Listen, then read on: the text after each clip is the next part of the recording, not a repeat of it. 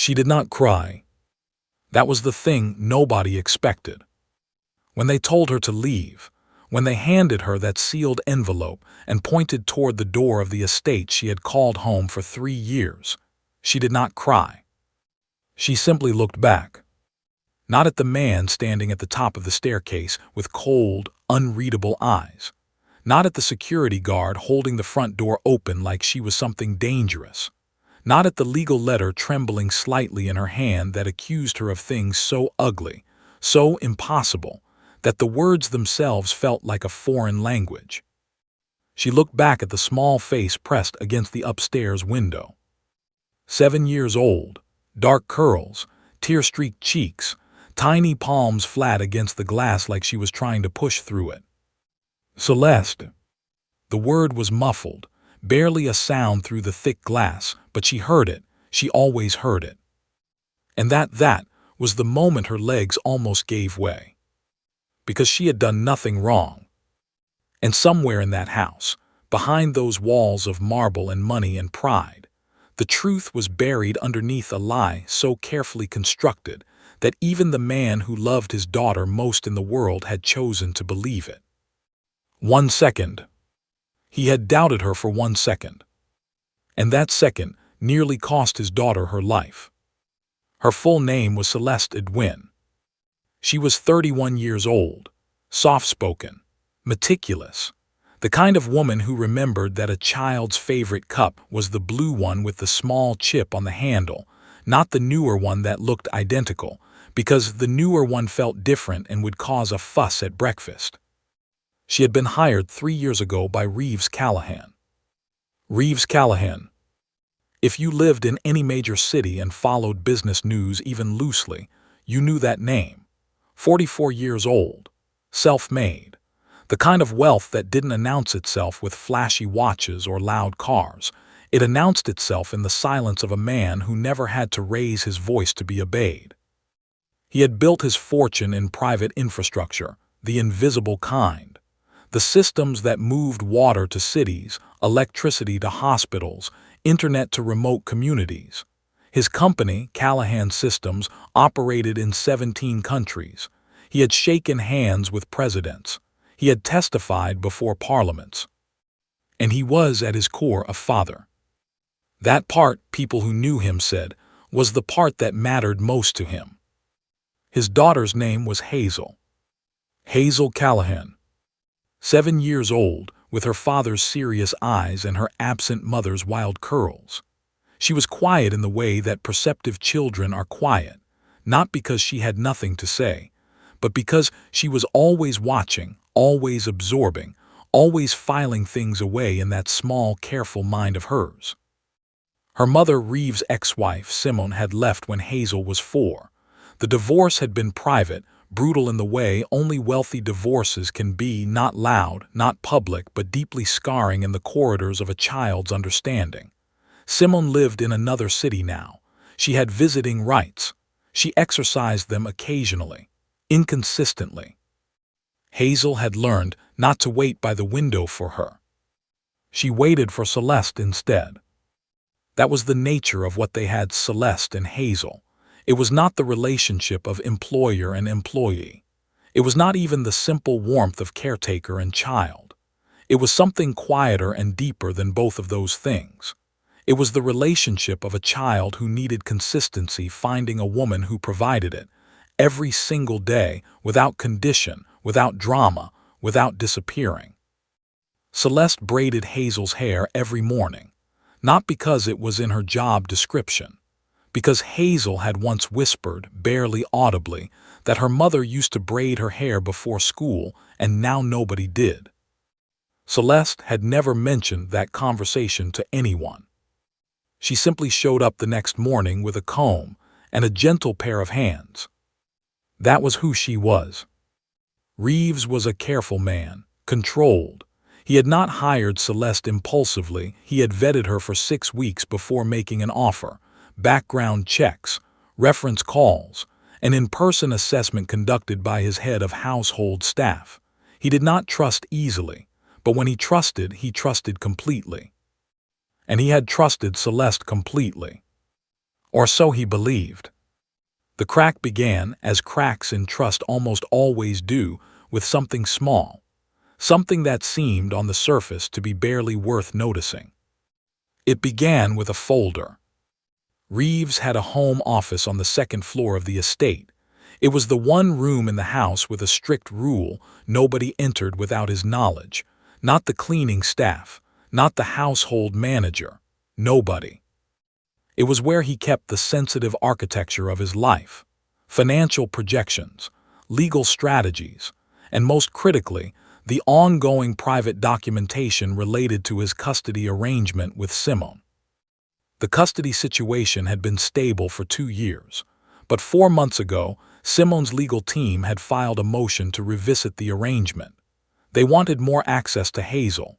Reeves' legal team was preparing a counter-response, carefully, methodically, building a case that Hazel's current environment was stable, nurturing, and in the child's best interest. It was delicate work, sensitive work.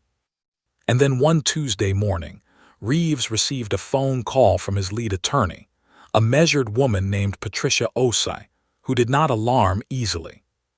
Her voice that morning was alarmed. "Reeves," she said without preamble, "Simone's legal team filed a supplementary motion this morning. They have photographs, internal documents from your home office, financial schedules, Hazel's daily routine documentation, your attorney-client correspondence summaries, things that could only have come from inside your house."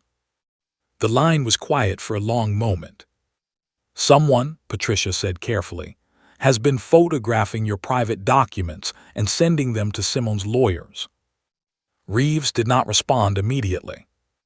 He set down the coffee cup in his hand with the precise, deliberate movement of a man who was choosing, in real time, not to react the way every instinct in his body was demanding. "How certain are you?" he asked. "The photographs match documents we know exist only in your home office. The metadata on the files traces back to a phone camera. Reeves, this is someone with physical access to that room." He thanked her, he ended the call. And then he sat in complete stillness for 4 minutes. He thought about who had access to his home. He thought carefully, methodically, the way he thought about everything. The cleaning staff rotated, different teams, never solo access to the upper floor without supervision. His household manager, Bernard, was 62 years old and had worked for the Callahan family for 19 years. And then there was his personal assistant, Damon Frere, who had been with him for 14 months. Sharp, efficient, trusted with scheduling, correspondence, and on occasion, access to files that required courier preparation. And there was Celeste, who was in the house every day, who was trusted, who had on one occasion 3 months ago been asked to retrieve a file folder from the office while Reeves was on an international call, a completely routine request that he had thought nothing of at the time. The mind of a man who is afraid does not search for truth. It searches for the nearest explanation that makes the fear manageable. And in that moment, sitting in the silence of his private study, Reeves Callahan's mind landed on Celeste. He did not confront her immediately. He was too careful for that. He called his head of security instead, a former intelligence officer named Garrett, and asked him to conduct a quiet, internal review. Check phone records. Review security footage from the corridor outside the office. Look for patterns. What Garrett came back with, 2 days later, looked damning.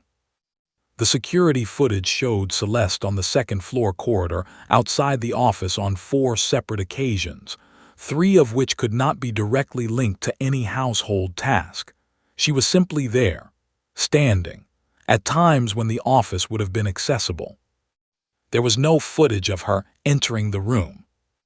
There was no footage of her with a phone near documents.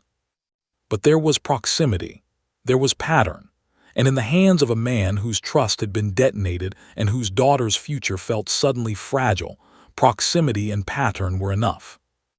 He also found something else. In the staff communication log, an internal messaging system used for household coordination. There was a brief, seemingly innocent exchange between Celeste and an unknown external contact 3 weeks prior. The contact had reached out through the household's general inquiry channel and asked about scheduling and routine documentation for Miss Hazel. Celeste had responded briefly, almost dismissively, asking who was inquiring. The conversation ended there. The external contact never replied. But the number, when traced, led back to a prepaid phone.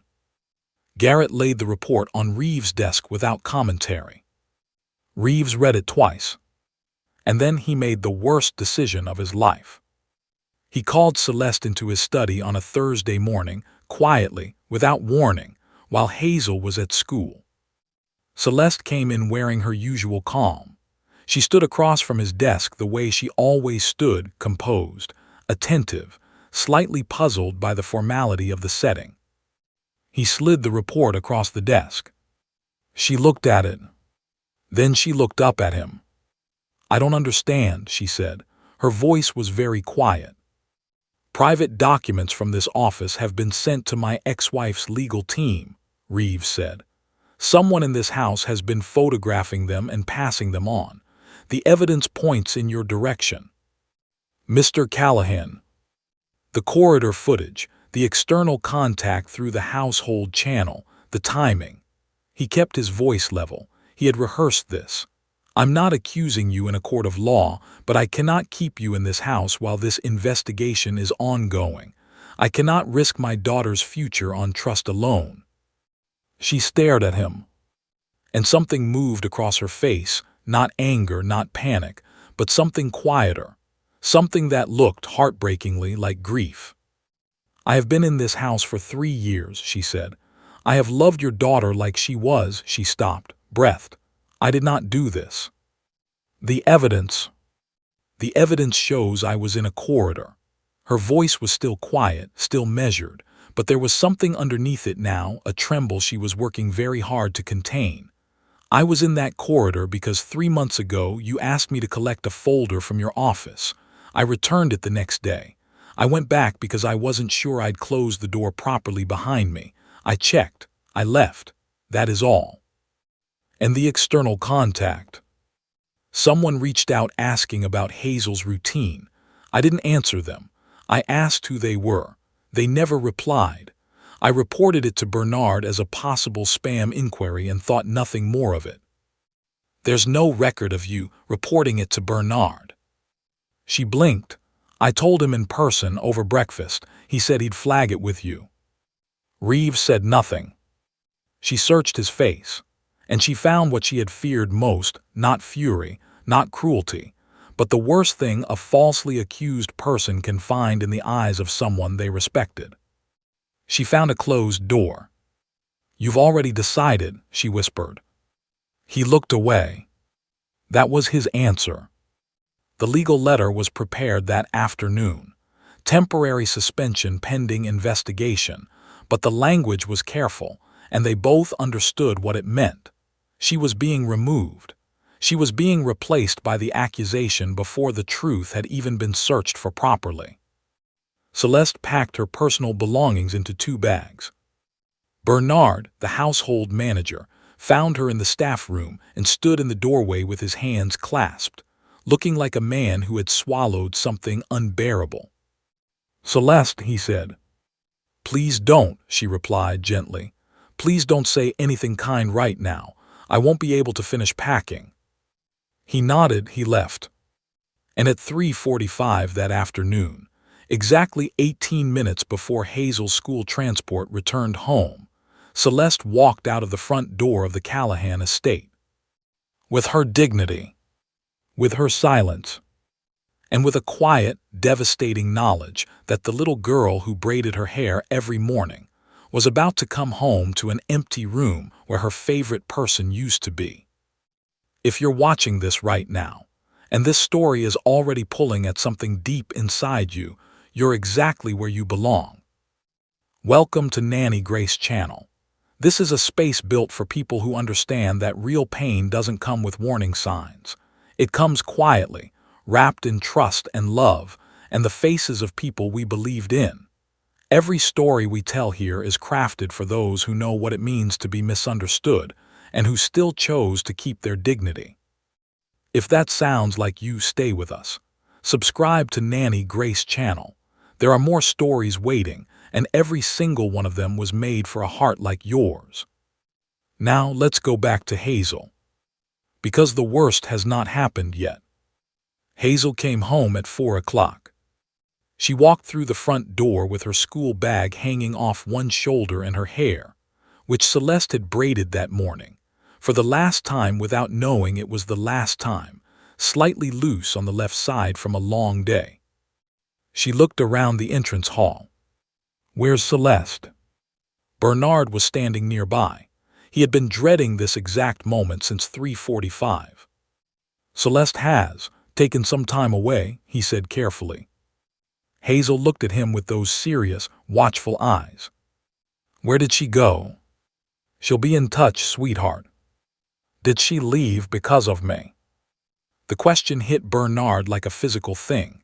No, he said, and his voice broke slightly on the word. No, Hazel, not because of you, not even a little bit. Hazel said nothing more. She went upstairs. She did not come down for dinner.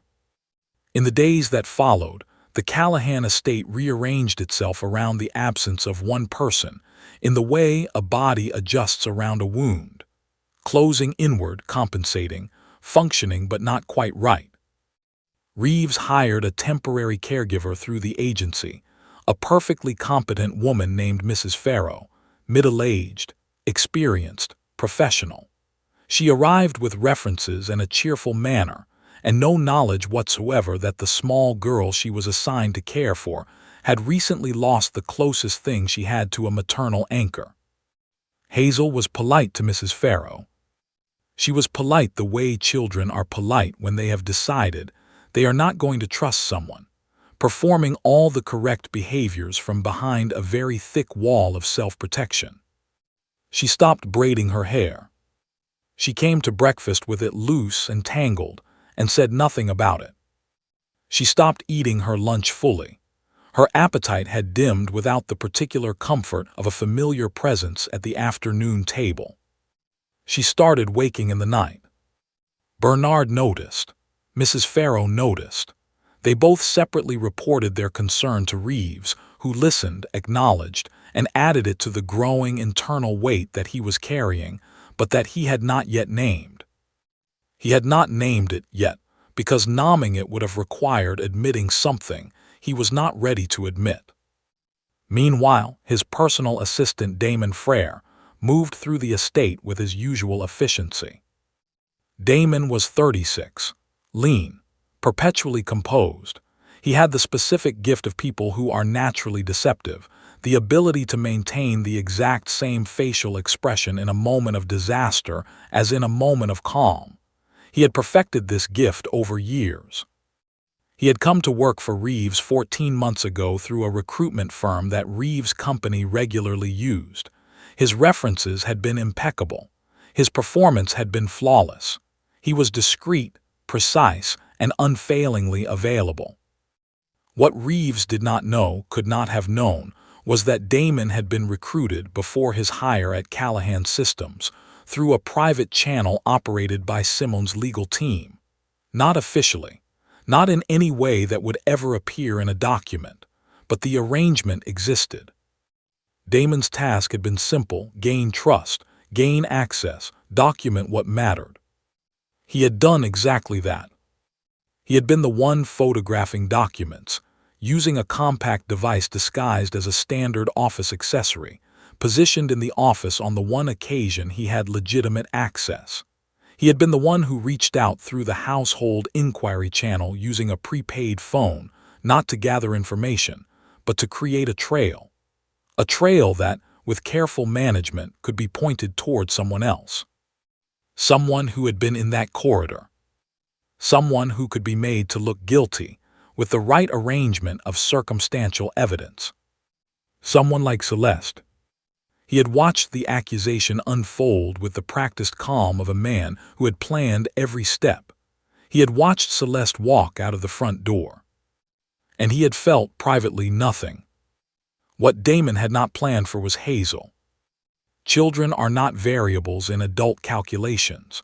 They are not manageable elements.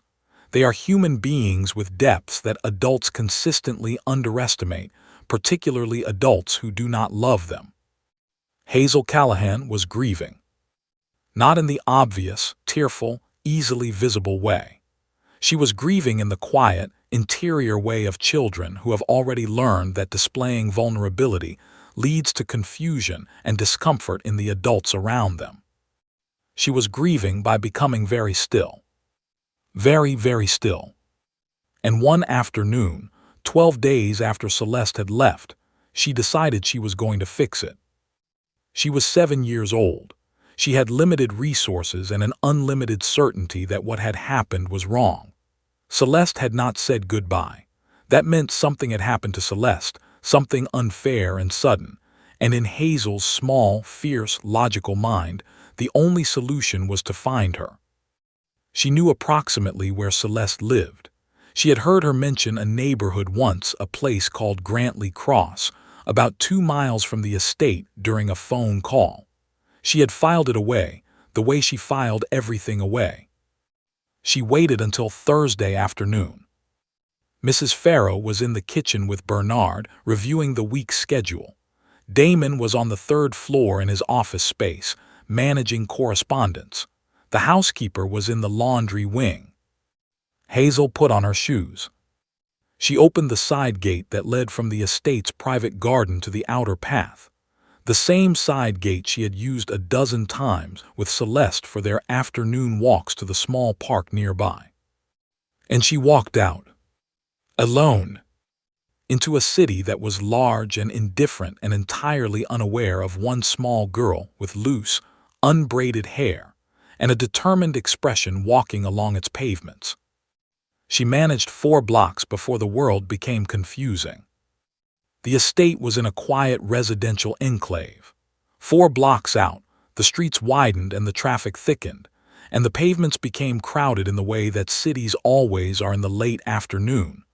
People moving in all directions, with purpose, with speed, with no awareness of the child standing at the corner of a busy intersection looking left, and then right, and then left again. She had not brought her phone. She did not know the exact address. She knew the neighborhood name, and she knew that Celeste's building had blue window frames because Celeste had mentioned it once, casually, during a conversation about Hazel's watercolor project, and she had remembered because she remembered everything. She stood at that intersection for a long time. And then she stepped off the curb. She did not see the car. The driver saw her barely. He braked hard. The car stopped close enough that Hazel could feel the heat of it, could feel the displaced air, the sudden violent stillness, and she froze. Simply froze on the road with her hands at her sides and her eyes very wide. The driver was out of his car immediately, shaking, checking her, asking if she was hurt. A small crowd gathered in the reflexive way of urban bystanders, phones out, concerned voices, nobody quite sure what to do. Hazel was not physically hurt, but she was standing in the middle of a busy city road, entirely alone, and her small body was beginning to understand, with delayed clarity, exactly how much danger it had just been in, and she started to cry. Not quietly. For the first time in 12 days, for perhaps the first time in longer than that, she cried completely, loudly, with her whole body shaking and her hands pressed over her face, and every piece of grief and confusion and loss that had been compressed inside her for weeks pouring out all at once on a city pavement surrounded by strangers. Celeste heard it. She had been walking toward the pharmacy on that street, a 10-minute errand, headphones in, bag over shoulder, and she heard it the way she always heard Hazel, the way she had heard her through thick glass on a terrible afternoon. She heard her name in that cry, before the cry even contained her name. She was moving before she had processed the thought, through the crowd, around the car, down to her knees on the pavement. Hazel. The child's head came up, and the look on her face, the raw, unguarded, desperate relief, was the kind of thing that changes people permanently. "Celeste," Hazel said, in a voice that was not 7 years old anymore, in a voice that was just a person who had been alone too long and had found someone safe. "I came to find you. I'm sorry it took me so long." Celeste pulled her in. She held her there on that city pavement for a long time, with the crowd shifting quietly around them and the driver sitting back in his car with his head in his hands, and the afternoon light falling sideways across the street. "You are safe," Celeste said over and over very quietly. "You are safe, I have you, you are safe." She called Bernard. Bernard called Reeves. Reeves arrived in 11 minutes. He had never driven that fast in his life. He found them on a bench outside the pharmacy. Hazel was in Celeste's arms, still shaking slightly, her face buried against Celeste's shoulder. Celeste was sitting very upright, very still, one hand moving in slow, steady circles on Hazel's back. She looked up when Reeves arrived. She did not look away. He crossed the pavement in 3 strides and dropped to his knees in front of the bench and put both hands on Hazel's face and checked her eyes, her hands, her arms, with the specific, frantic thoroughness of a parent who almost lost something irreplaceable and is still not fully convinced they haven't. "She's fine," Celeste said. "She's not hurt, the car stopped in time." He closed his eyes. "Just for a moment." "She left to find you," he said. His voice was low, fractured at the edges. "I know," Celeste said. He looked up at her. And for the first time in the 10 days since he had handed her that legal letter, Reeves Callahan had no composure left to hide behind. His face was completely open, tired and scared and something else. Something that was not yet fully formed but was working its way to the surface with the slow, unstoppable momentum of a truth that has been suppressed too long. "Come back to the house," he said. "Please, both of you, just come back. We can talk. I need to." He stopped. "Please." It was the first time, Bernard would later say, that he had ever heard Reeves Callahan use the word please like it actually cost him something. They returned to the estate in silence. Hazel fell asleep in the car with her head against Celeste's arm, completely exhausted by the magnitude of what her small body had attempted and survived. Reeves drove. Bernard sat in the front. Nobody spoke. Back at the estate, Celeste carried Hazel upstairs and put her to bed with the particular quiet efficiency of someone who has done this hundreds of times, pulling the curtains, setting the small night light, tucking the blanket in at the sides the precise way Hazel needed it, or she would wake up at 2 in the morning convinced something was wrong. She stood in the doorway for a moment after. Then she went downstairs. Reeves was in the kitchen, not the formal study, the kitchen, sitting at the counter with both hands flat on the marble surface, staring at nothing. He had dismissed Bernard and Mrs. Farrow. Celeste sat down across from him. The space between them was full of things that had not been said. "I need to tell you something," she said, "and I need you to actually listen, not with the part of you that is afraid, with the part of you that is her father." He nodded. "I did not photograph those documents. I did not contact Simone's legal team. I did not do anything in this house except care for your daughter and do my job with complete honesty for 3 years." She said each sentence separately, carefully.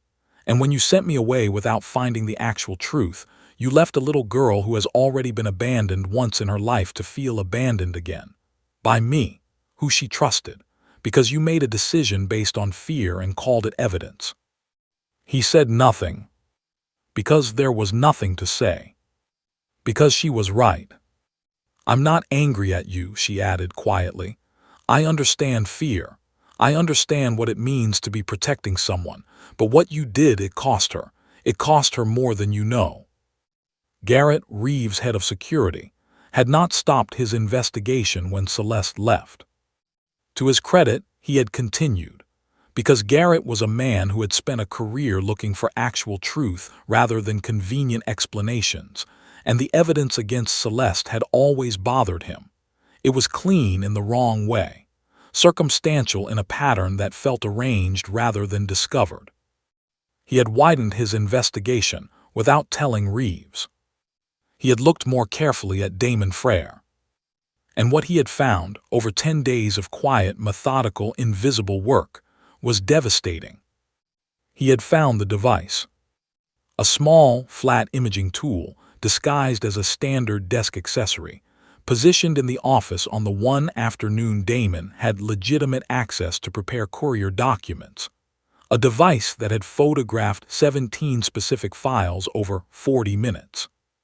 He had found the financial trail, careful, layered, almost invisible, of a payment made to a shell account linked, at its third remove, to a consulting firm that Simmons' lawyers used for investigative work. He had found the prepaid phone. It had been disposed of, but not carefully enough. Garrett had worked cases where people were far more careful than Damon Frere. He had found everything. He brought it to Reeves on a Friday evening, 2 hours after Hazel had been put to bed in her own room with Celeste in the adjacent room, and the estate quietly holding its breath. He laid the full report on the kitchen counter. He did not summarize it, he simply said, "Read it." Reeves read it. It took him 14 minutes. When he finished, he set the document down very carefully. And then he sat with what he had done. Not what Damon had done. He would deal with Damon. He would deal with all of that, the legal exposure, the custody implications, the professional consequences, with the full and considerable force of everything he had at his disposal. But first, he sat with what he had done. He had been deceived, yes. He had been manipulated by someone clever and patient and utterly without conscience. But he had also chosen to stop looking for the truth when the first available explanation landed near someone who could not fight back with the weapons he had access to. He had chosen fear over fairness. He had chosen the comfort of a conclusion over the discomfort of uncertainty. And a 7-year-old girl had walked alone into a city street because of it. Damon Frere was confronted the following morning. He maintained his composure for approximately 4 minutes before the weight of Garrett's evidence collapsed it. What followed was not dramatic. There were no raised voices, no theatrics. Simply a man who had run out of road sitting across from another man who had run out of patience. He was removed from the estate within the hour. Legal proceedings followed. Reeves' attorney Patricia Osei, precise, brilliant, unapologetic, dismantled the supplementary motion filed by Simmons' legal team with the newly uncovered evidence, and filed a separate action documenting the coordinated attempt to plant false evidence against a household employee. The custody arrangement remained in Reeves' favor. Simmons' lawyers, faced with the specific and documented details of what had been done, withdrew quietly. None of that happened quickly. None of it happened easily. But it happened. What mattered most happened on a Saturday morning. Hazel came downstairs to find Celeste at the kitchen counter, not in her usual staff position, but simply there, as if she had never left. As if the past 12 days had been a strange and unpleasant dream that the morning had decided to overwrite. She stopped at the bottom of the stairs. Celeste looked up. "You came back," Hazel said. "I came back," Celeste confirmed. "Are you staying?" Celeste looked across the kitchen to where Reeves was standing, leaning against the far counter with his coffee, watching them both with an expression that had nothing composed in it at all. He nodded once. "Yes," Celeste said, "I'm staying." Hazel crossed the kitchen floor, climbed onto the stool at the counter, and placed her elbows on the marble surface with the decisive air of someone who has survived something significant and would prefer not to revisit it. "Will you braid my hair?" she asked. "Sit still," Celeste said. And she reached for the comb. Reeves apologized to Celeste properly, Not in front of Hazel, not in a formal setting, but quietly in the hallway outside his study, on a Tuesday evening when the house was still. He did not offer explanations. He did not list the circumstances that had influenced him. He did not contextualize. He simply said, "I failed you, I failed her, and I am deeply sorry." Celeste looked at him for a long moment. "Don't let fear make your decisions again," she said. "Not with her. She can survive many things, but she cannot survive feeling like the people who love her will leave when things become complicated. She has already learned that lesson once. She doesn't need to learn it again." He absorbed that. "Understood," he said. It was not the end of the complexity between them. Trust, once damaged, does not return identical to what it was. It returns different, quieter, more deliberate. But it returns if both people choose it. If both people decide that what was built is worth the slow and careful work of rebuilding. They both chose it. Months later, Hazel's teacher submitted a note to the estate describing a project Hazel had completed in class, a short illustrated story about a house that lost its warmth and then found it again. The teacher noted that the writing was unusually mature for a child of 7. Reeves read it twice. He folded it carefully and kept it in his desk drawer in his private study, which he had since reorganized, with better security protocols and a clearer understanding of who he could truly trust. The truth, when it finally arrived, did not arrive with fanfare. It arrived the way truth usually does, quietly, in the aftermath of decisions already made, offering not correction but understanding, not reversal but clarity. And the most important truth was this: it had not been the betrayal that almost destroyed this family. It had been the doubt, the single second, stretched into days, in which one man had chosen to believe the worst about someone who had given him no reason to. That was the wound. That was what had sent a 7-year-old girl walking alone into a city street. Not the villain. The doubt. There is a particular kind of courage required to say, "I was wrong," not about the facts, about the person. To look at someone you accused and admit that you allowed fear to dress itself up as evidence and called it judgment. Reeves Callahan had power. He had resources. He had every advantage a person can have in this world. And in the moment that mattered most, none of it protected him from the oldest human failure of all: trusting the wrong person, doubting the right one. Sometimes the hardest truth isn't what was said, but what was never believed. Some wounds don't disappear just because someone says sorry. Think about that for a moment. If you were Celeste, after everything that was done to you, after being accused, removed, and replaced without a second thought, and Reeves came to apologize, would you have gone back? Or would you have walked away, not out of anger but out of self-respect, and never looked back?